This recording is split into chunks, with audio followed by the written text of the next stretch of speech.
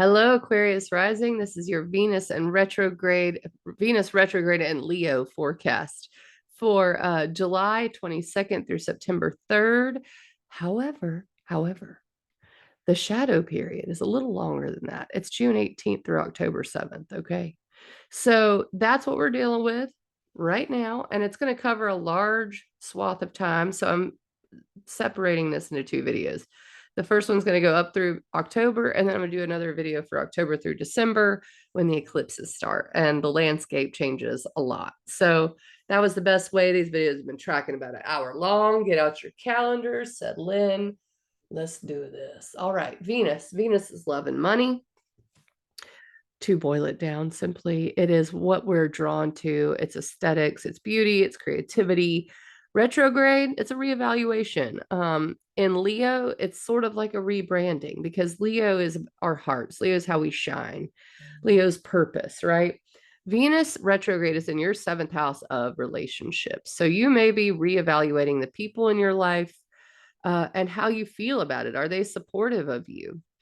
Now, the other thing is, we've got all this going on in your fourth house of home and family. So Jupiter, which is expansion and truth and philosophy, is moving into your fourth house of home, family, property you own, emotional security.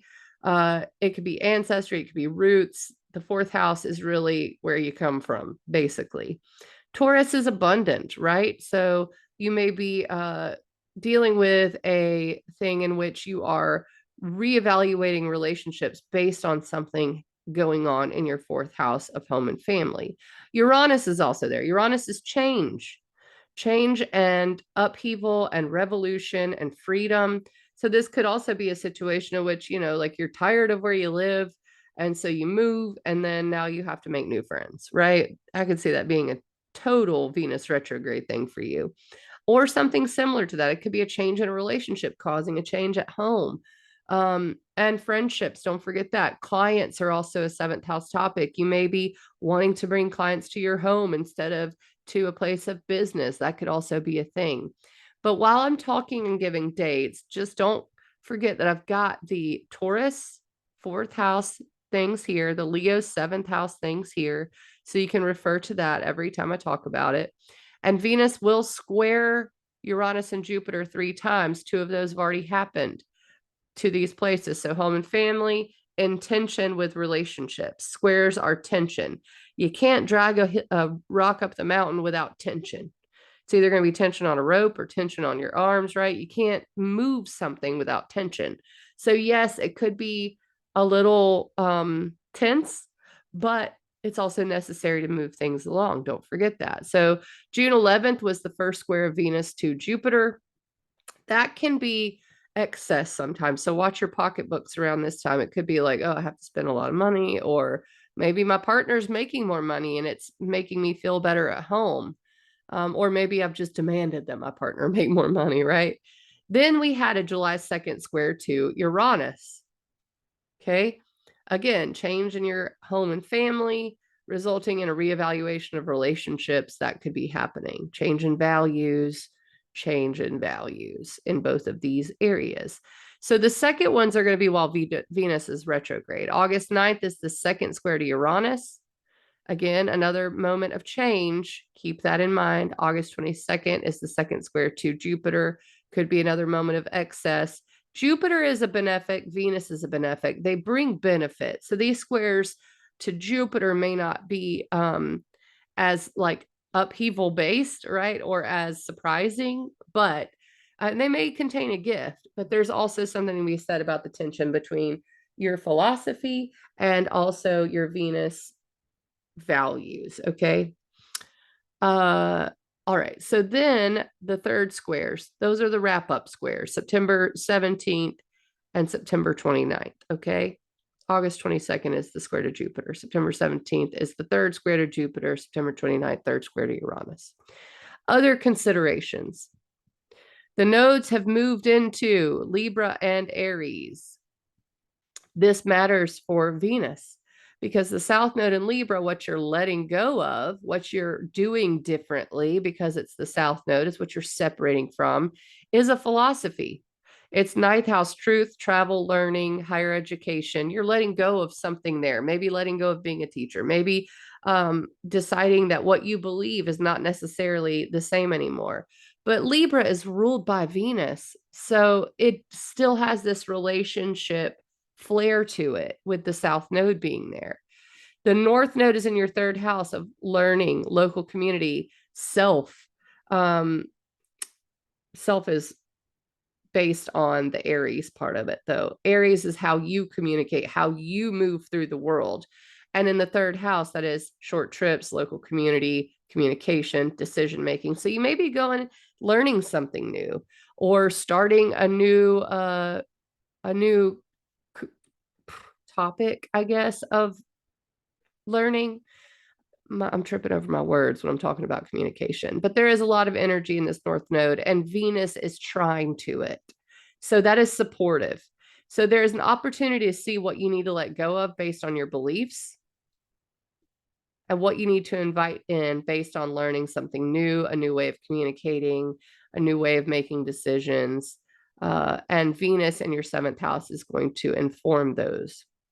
The other considerations, Saturn and Neptune are in your second house of finances. That's a little, I could say that could be stress inducing, not gonna lie. Saturn, it can be restriction, it's mastery. So while, yes, Saturn can bring some responsibility and heaviness to this area of assets, values, self-worth, material gain, your money, basically, it also is inviting you to get this locked down. And it's going to be there 3 years. Neptune's been there for a long time. Neptune can add to lack of clarity. So your second house is also, Neptune's also like trust in the universe. So it could have been something that's been working out for you, but Saturn there is like, oh, I actually have to put in some work towards it. That's kind of what Saturn in your second is like. Now, Mars right now, and then later Mercury retrograde are going to be in your eighth house of shared resources and boundaries. July 20th, and look, Mars is the X, okay? I couldn't put Mars, Mercury, or the Sun on here because they move too fast.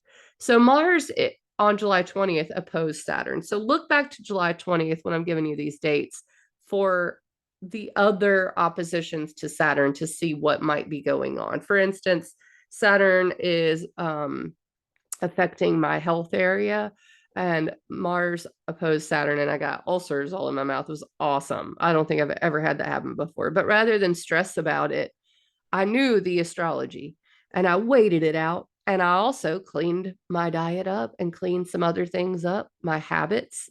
Virgo is about healing, getting outside a little more, getting some more sun, trying to figure that out. That's how you deal with these Saturn oppositions. You look at what you can do, either health habits, or even, especially in the eighth house, when it comes to boundaries, making sure you're empowered, right? In some way. Mars can be very frustrating. So Mars there in your eighth house could bring up some contractual things where you're like, okay, this contract is not working for me anymore. I need more money. Saturn in your second, something like that. And there will be other oppositions. Now, tomorrow, Mercury hits Venus. This is the 27th. It's going to be Thursday. This is going to put your mind on the Venus retrograde. Your mind's going to start getting a hold of what's going on. You may be talking about relationship stuff, money stuff, especially with people. This could also be I need different clients. I'm tired of these clients. It could also be these friends aren't working for me anymore. I'm tired of them. My heart's not drawn to them. They're not really giving me what I need. Right? Venus retrograde in Leo. I'm not being seen the way I want to be seen. It could be romantic as well. And then Mercury, which by the way is this question mark, because I think that's a great Mercury sigil, is moving into Virgo on Friday, the 28th. Okay. Once it moves into Virgo, it starts to oppose Saturn almost immediately, but it doesn't happen immediately. So let's talk about July 29th through 31st and the good stuff coming in here. So we've got on the 29th, the moon, which is a heart in Sagittarius, and it will trine Venus. That's supportive. This is in your 11th house of future goals, networking, large groups of people. And this is a trine to your third house of communication, local community, and a trine to your seventh house of relationships. So I think something clicks there where you realize maybe you need to be networking with different people or invite in something new, maybe get involved in your local community. It's brief, it's the 29th. Then the 30th and 31st, Mars is trine Jupiter. Different areas. Eighth house, shared resources, other people's money, investments, debts, taxes, inheritance, boundaries, empowerment. Mars is pushing there. There's a lot of action, sometimes frustration. And it's supported by Jupiter in your fourth house of home and family. And then it's also going to, on the 30th, have the moon visit to make a grand earth trine to your 12th house. So the 12th house is retreat and reflection. So this, oh my gosh, this trine, I like it. 30th and 31st. It does indicate maybe some deep work though, okay? Like on emotional stuff, empowerment. Yeah, I think that's the best way to put it. All right, and then that brings me to the wah moment, August 1st, because I'm not totally looking forward to it. It's a full moon in Aquarius, and Mercury opposes Saturn. All right, so let's go ahead and draw the sun. The sun's here in Leo, mid-Leo, let's put it that way. Going to be a full moon in your first house of identity, self, independence, autonomy, authenticity. So it's putting a lot of illumination on who you are as a person. It's square Jupiter in your fourth house of home and family. So this could be family stuff, it could be home stuff. But it's really the Mercury opposition to Saturn that is a big deal here. And the reason I say that is because Aquarius, where the full moon is ruled by Saturn. Right now, Saturn's in your second house of finances. And that's all you can think about. Getting more money, maybe, or improving whatever situation it is that matters to you. So maybe it's not money that you value, but time. Maybe you don't care about the money. You just want more time. Maybe you just want more creative freedom in your job or something like that. Whatever your values are, Saturn is maybe feeling like an obstacle to that. And this full moon may illuminate that. Mercury's in your eighth house, and you're thinking, well, why don't you pay the bill? Eighth house is shared resources, right? So there is some restriction here on August 1st that may be a little stressful. So it's just something to note. It's brief, doesn't last. All right. Now what we've got is, I need to get to my notes here. August 6th is the Sun square Jupiter. That's from your seventh house of relationships to your fourth house of home and family. Their intention, sometimes this can be excess. Sun is like your life force. You get a square to Jupiter, which expands everything. It's extra. So I always tell people to be careful of excess around this time. And then that's August 6th through 8th, right? August 8th through 10th is Venus square Uranus. Look at that. We got two squares between your seventh house of relationships to your fourth house of home and family. And you may be like, like, okay, I have a family and a partner, but this person is very interesting to me, and it may shake up my home and family if I go toward this relationship. That could also be a Venus retrograde thing for you. So that's why I'm giving you these dates. Exercise some caution. So we got August 6th through 10th, where we have Sun square Jupiter, Venus square Uranus. Okay. Venus square Uranus is more the unexpected events, and that's exact on the 9th. That's written over here. Okay. Sun square Jupiter is more excess, more just being extra. But either way, this could be a little bit of a interesting time. You never know with Uranus. Uranus can bring opportunity. It's unexpected events. So it's hard to say exactly, is it going to be bad? Is it going to be good? I don't know. It's just definitely going to change something. Then you've got August 13th as the Venus star point at 20 degrees of Leo. And something special comes in on that day. It's known as an audience with the king. You can look at Venus star points throughout time. There was a 2015 Venus retrograde in Leo, a 2007 Venus retrograde in Leo, 1999, 91, and 83. So if you look at those dates, you may be able to catch on to a theme. What does this Venus retrograde mean for me? And this star point is a definite midpoint to the retrograde and a definite moment of awareness. It's still pretty well square to Uranus too, at 20 degrees to 2023 degrees. 2023 degrees, that's funny. Okay, so then we've got August 15th through 17th, and I really am liking this. There is one caveat. Mars trine Uranus, okay? So this trine to Uranus is unexpected events or freedom or revolution or upheaval or a change. And it's coming from your 8th house of shared resources to your 4th house of home and family. Don't forget the 8th house is inheritance. Sometimes the 8th house can be loss. A trine is supportive though. So maybe your family member decides to give you some money. Let's hope for that. But the other thing happening is August 16th is a new moon in Leo square Uranus.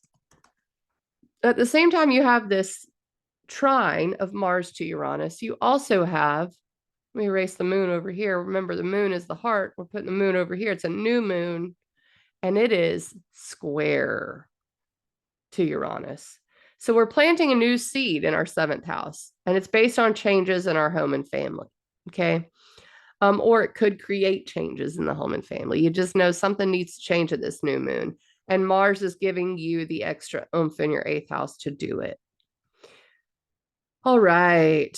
That brings us to August 22nd with Venus square Jupiter. Venus is retrograde. It's square Jupiter. Don't forget, watch your pocketbooks. This does seem like a gift. It does seem like an insight into philosophy of what our home and family means to us versus what our relationships mean to us and what we want out of relationships and how do we bring those two to a conclusion together, right? But Venus square Jupiter, it's extra Venus retrograde, basically. August 23rd, the sun enters Virgo. Now, Virgo's here, 8th house of shared resources, other people's money, inheritance, things like that. 8th house. Where is the 8th house stuff? Right here. Right? 8th house. Sun moves in there, but there's also something else that happens. And it will be Mercury goes retrograde. August 23rd. Sun in Virgo. Mercury retrograde. Also in Virgo. 8th house. Mercury retrograde, rethinking this 8th house stuff. At the same time, the sun moves in there. So this becomes more about your boundaries, your empowerment, what you're investing in, how others are investing in you than it is about, it's still about relationship because Venus is retrograde. But Leo, where Venus is retrograde, is ruled by the sun. So when the sun moves into Virgo, it becomes more about perfecting things.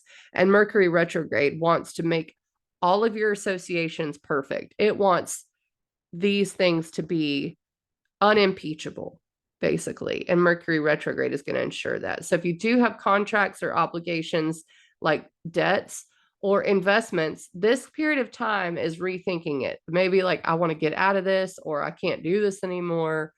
Whatever the case may be, August 23rd seems pretty potent. Now, August 25th, Mars trines Pluto. See, Pluto is in the late degrees of Capricorn. This is 8th house to 12th house. This is inner world. This is the stuff that drives you subconsciously. Now, the trine is good. It's empowering, but you may be empowered to end something, okay? That's August 25th. August 27th is Sun opposing Saturn. Not fun. And Mars enters Libra. All right, so the landscape changes a little bit again. Don't forget, Mars is the X. Mars is now in Libra. And then the sun is opposite Saturn. This could feel again like an obstacle coming from your money axis, on your shared resource axis. Now, Mars in Libra starts to highlight the ninth house, which is truth, meaning, travel. And maybe you want to get out and travel, but Saturn's saying no on this day. Give it a little time, it'll release, and nothing else should oppose it until Venus. And then once Venus opposes it, we're free and clear. And that's in October. So July 20th was Mars opposite Saturn. August 1st was Mercury opposite Saturn. August 27th is Sun opposite Saturn. These are all obstacle days, okay? Or days where we might have to put in a lot of extra work, or it feels stressful, or whatever. And for you, second house money, eighth house shared resources. All right, now we are into August 30th first.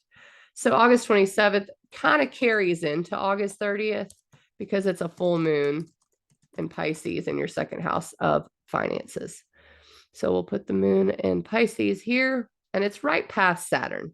It's not exactly on Saturn, but close enough to me, because the full moon's just going to illuminate those Saturnian needs, the needs to be a master of my own financial area, basically setting a foundation for this. Like, I'm tired of, needing or wanting. I need the financial part to get better. And I think this full moon will highlight it. And it may be a little stressful.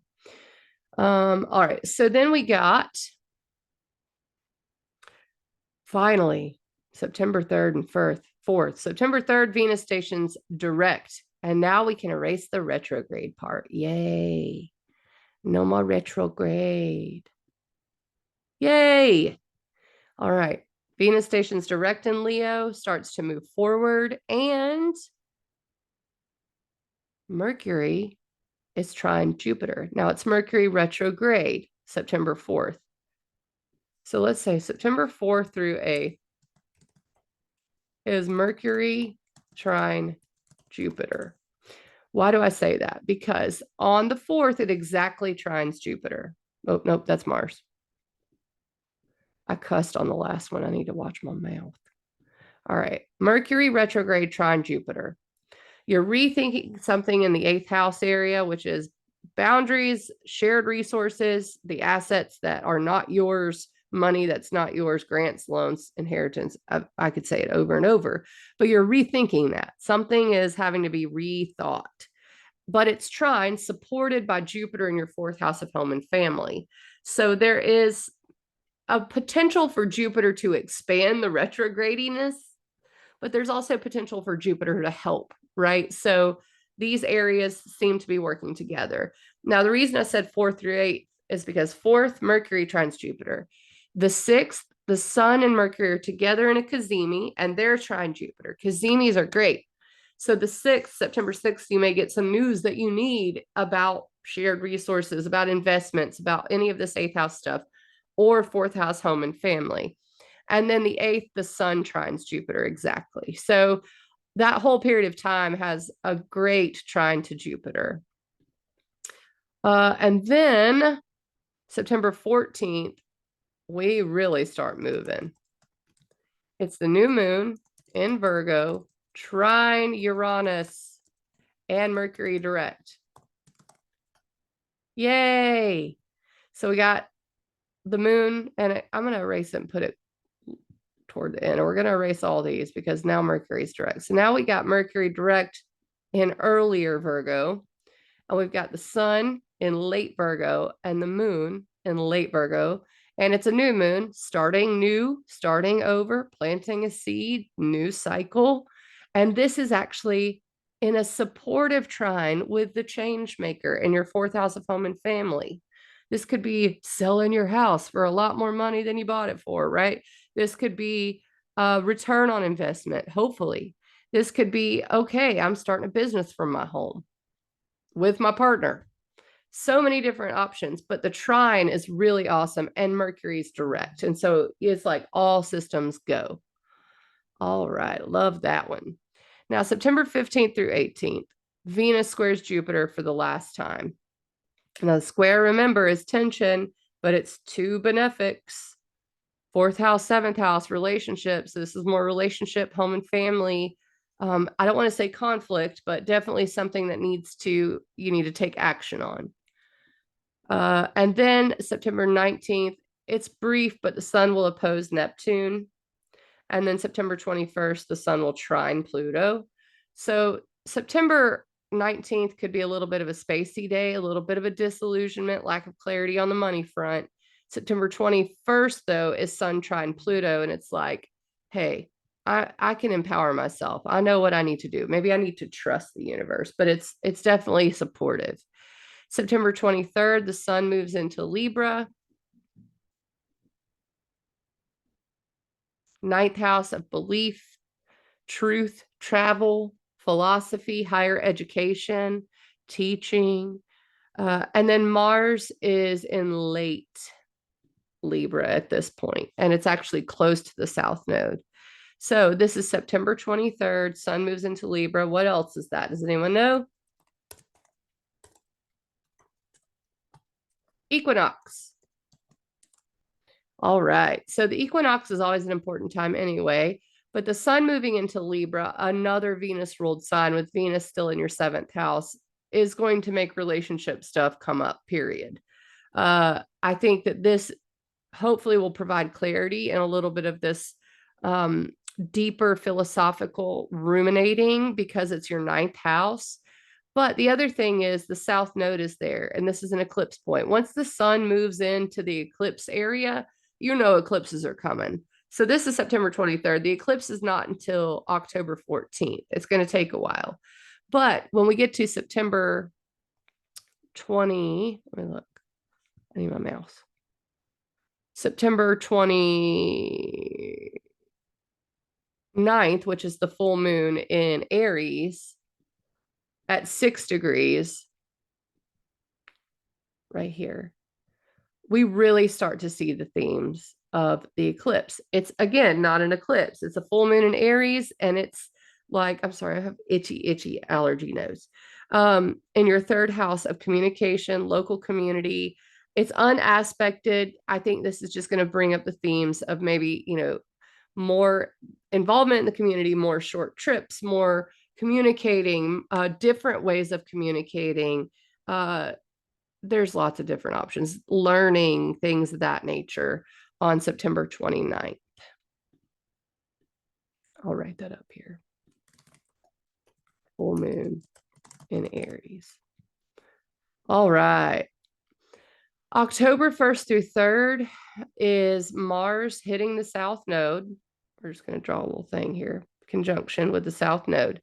And that's actually going to sextile Venus, opportunity, ninth house, higher education, travel, gets an opportunity from seventh house, relationships. But don't forget, this is the South Node, which means leaving it behind. So you're redoing something, doing something differently. Venus trine the North Node. Okay.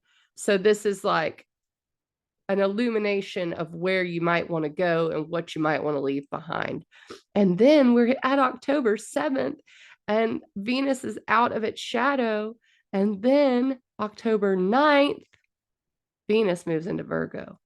Now, let me just bring up something here. We're going to pretend Venus is the star now. Once Venus moves into Virgo, Mercury won't be there. Mercury will be on down the line. Put Mercury later, Virgo. But October 9th,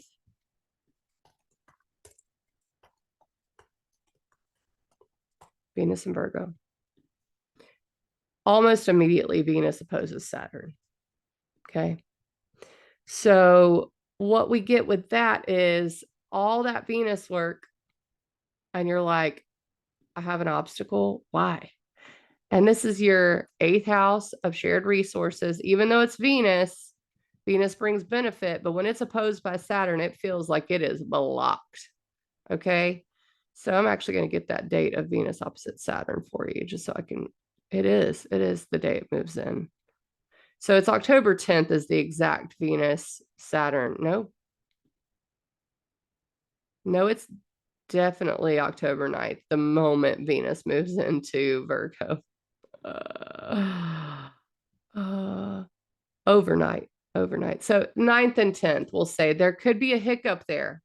Once we pass that, it's all eclipses from there. And we don't have anything opposing Saturn for a long time. Now we'll have things squaring Saturn toward the winter, but I will go over that in the next video. We did it. I did it. Thank you so much, Aquarius Rising. Please like, share, and subscribe. Let me know if you have any questions. Leave a comment. Go to ecstaticastrology.com and book a session with me also if you'd like to. And I just appreciate you watching. And I hope this guide helps a little bit and I didn't confuse you too much. I tried. That's why I did the infographic. All right, guys, I will catch you on the flip side. My next video will come out probably in September, about October through December.